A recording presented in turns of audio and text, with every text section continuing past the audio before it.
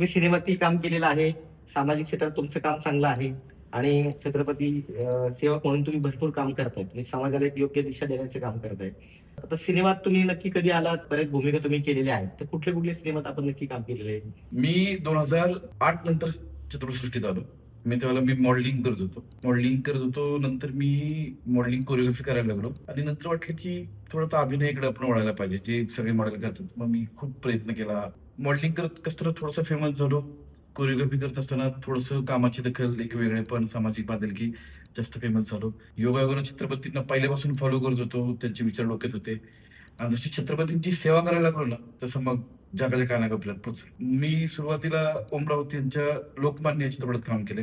लोकमान्य एक युग पुरुष. त्याच्यानंतर मी बायकर्स अड्डा, तर माकडाचं लकी, तर लय झकास, धाप, आत्ता नुकताच येऊन गेलेला मागच्या 2 वर्षापूर्वी फत्त शिकस्त.